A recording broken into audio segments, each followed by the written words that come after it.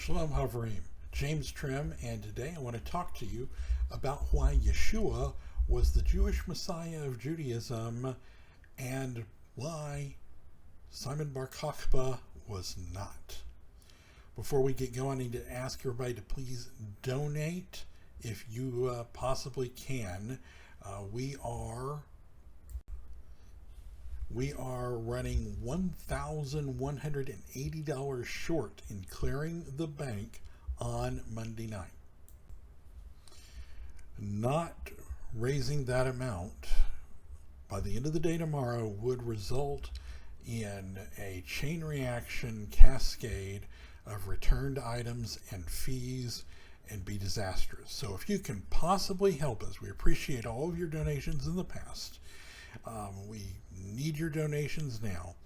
Any donation will help, and any donation is better than no donation. You can donate by PayPal to donations@wnae.org. That's donations@wnae.org. Or you can click on the donate link in the video description. You can donate by PayPal, Zelle, or GoFundMe.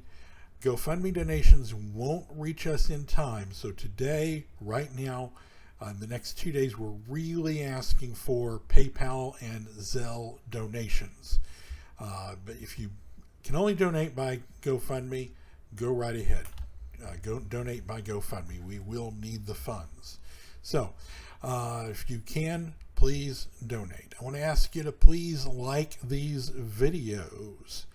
Click the notification bell to find out when new videos come out. Of course, subscribe to the channel as well. And we ask you to please comment. Let us know what you think about our videos. Participate in the descriptions in the comments section. And share these videos on social media. That's so important. If you can share these videos on social media, that will really help us get out to a broader audience. These other things also help get us out to a broader audience because YouTube looks at them to decide which videos to recommend to new viewers, and we want to get recommended to new viewers. That helps us expand our audience as well. Okay, so today we are talking about Simon Bar Kokhba and his claims to being the Mashiach. His real name was Bar Kokhba, but he was renamed Bar Kokhba when messianic expectation arose around him. So around 132, a second Jewish revolt against Rome began. The Emperor Hadrian had banned circumcision. In reaction, the Jews took up arms, and during the revolt, Akiva, a leading Pharisaic rabbi at the time, declared the leading Jewish general known as Bar Kokhba to be the Messiah, and he named Bar Kokhba Bar Kokhba, son of the star. And Bar Kokhba means star in Hebrew. And this was declared this way he was declared the Messiah based on Numbers 24:17, and as we read in Midrash Rabbah, Lamentations Rabbah 2:4, Rabbi Yochanan said, Rabbi used to expound, there shall step forth a star, Kokhba, out of Jacob, Numbers 24:17.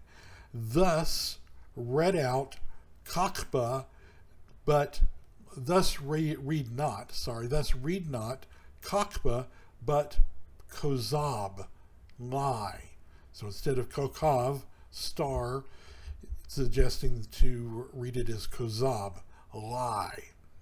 When Rabbi Akiba beheld Bar Kokhba, he explained, this is the King Messiah. So what it's saying here is by wordplay that he wasn't, the wordplay Bar Kokhba wasn't accurate. He wasn't son of the star because he wasn't the Messiah. He was a false Messiah. His claims to being Messiah were a lie, and that he was therefore Bar Kokhba, son of the lie.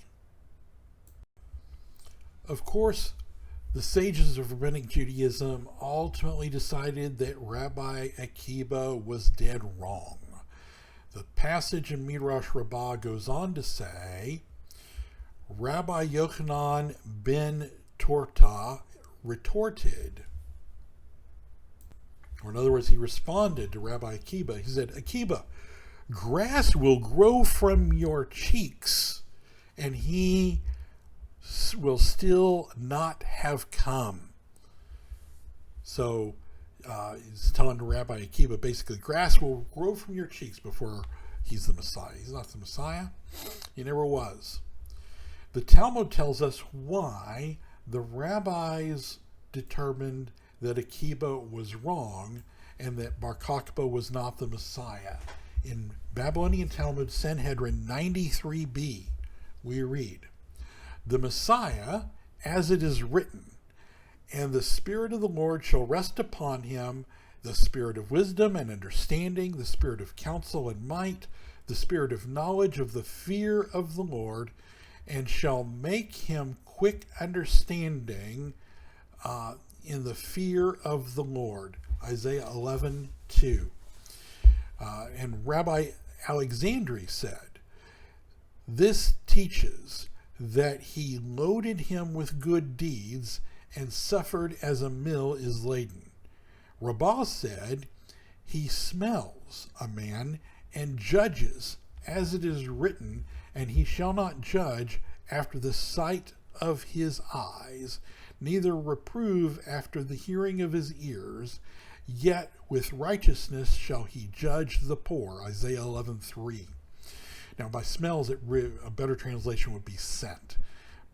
He scents a man. He goes on to say, in the same passage, immediately after this, it says, Bar Kokhba reigned 2.5 years, and then said to the rabbis, I am Messiah. They answered, of Messiah it is written that he smells and judges. Let us see whether he, Bar Kokhba, can do so. And they saw he was unable to judge by the scent, and they slew him. That's Babylonian Talmud, Sanhedrin 93b. So by scent, the Talmud is speaking not of literal smell. It's not saying that he smelled them to judge them. It's a supernatural, special ability to perceive what is in men's hearts that they're speaking of. Bar Kokhba, or Bar Kokhba, was a false Messiah. So he didn't have this special ability that the Messiah would have to, by scent, know what was in men's hearts. By this special, we would say, sixth sense, know what is in men's hearts. Yet, throughout the 4 Gospels, all 4 of them, we read that Yeshua did in fact have this very quality, this very scent.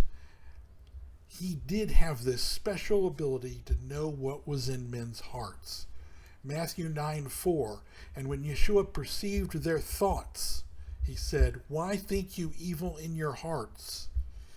In Matthew 12:25 we read, and when Yeshua knew their thoughts, he said to them, every kingdom divided against itself is brought into desolation. Every city or house divided against itself will not stand. Yeshua knew in his, Mark chapter 2, verse 8, Yeshua, quote, knew in his spirit that they were reasoning among their souls. And he said to them, why do you reason these things in your heart? Luke chapter 6, verse 8, and he knew their thoughts and said to that man whose hand was withered, stand up, come into the middle of the synagogue. Luke 9:47, Yeshua knew the Yeshua knew the thought of their heart, and he took one young child and set him by him. And finally, in Yochanan chapter 2, verse 24, we read, but Yeshua, verses 24 through 25, we read, but Yeshua did not entrust his soul to them because he knew every man. In verse 25, he did not need that men testify to him, and any man about any man, for he knew what was in the sons of men. This is exactly hitting on this idea of judging men by scent, by the special sense that he had to know what was in their thoughts, know what was in their minds, know what was in their hearts, know what was in their souls, and to judge them by that criteria. This is a prophecy about Messiah in Isaiah 11, verse 3. And shall make him quick of understanding in the fear of Yahweh, and he shall not judge after the sight of his eyes, neither reprove after the hearing of his ears. Why? Because he would have this special scent. This also, that this is a quality of the Messiah and a quality of Yeshua, tells us something very special about a special quality of the Messiah. 1 Kings chapter 8 verse 39 reads, then hear you in heaven your dwelling place. This is speaking of Elohim. And forgive and do and give to every man according to his ways, whose heart you know. For you, even you only, know the hearts of all the children of men. So if we take this passage, 1 Kings 8:39, with the messianic prophecy of Isaiah 11:3, we can see the deity of Messiah right here in the Tanakh, and we can see that Yeshua expresses this very quality that is in the Messiah must have. Rabbi Akiva was one of the leading rabbis of Rabbinic Judaism. He believed Bar Kokhba was the Messiah. Rabbinic Judaism maintains that Akiva was wrong, yet they do not maintain that Akiva's belief in Bar Kokhba as the Messiah in any way made him non-Jewish. So why do they hold that belief in Yeshua as the Messiah is not compatible with Judaism? Does that sound logical to you? Bar Kokhba was not the Messiah because he did not have scent. He did not have a special ability to judge, not by what he saw or heard, but by knowing what was in men's hearts. Yeshua, on the other hand, is said to have had exactly that unique ability to judge men, not by sight or by hearing, but by the special ability to sense what is in men's hearts. Rabbi Akiva believed Bar Kokhba was the Messiah, and he was wrong. Bar Kokhba could not see into men's hearts, but Yeshua could, because Yeshua met exactly the criteria that Bar Kokhba did not meet. If Akiva could believe that someone was the Messiah and be wrong, and still be Jewish, how much more so can one believe Yeshua was the Messiah, who met exactly the criteria that Bar Kokhba did not meet, and still be Jewish? Certainly, believing Yeshua was the Messiah is more Jewish than believing that Bar Kokhba was the Messiah, because Yeshua is said to have had the very sense of scent that disqualified Bar Kokhba from being the Messiah.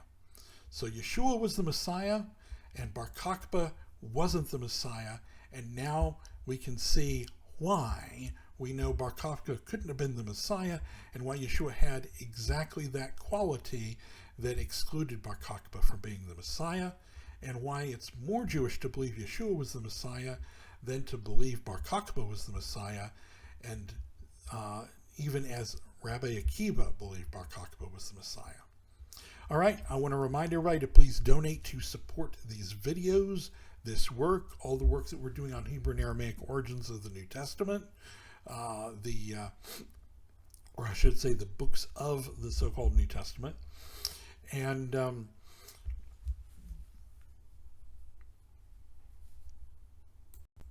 Please don't forget to donate to support this work. You can donate by sending donations by PayPal to donations@wnae.org or by clicking on the notification link in the video description. Also, don't forget to like this video. Don't forget to subscribe to the channel. Don't forget to click on the notification bell. Don't forget to comment in the video description or the video comment section. Don't forget to participate in those discussions. And don't forget to share this video on social media with your friends. Shalom, everybody. Until next time.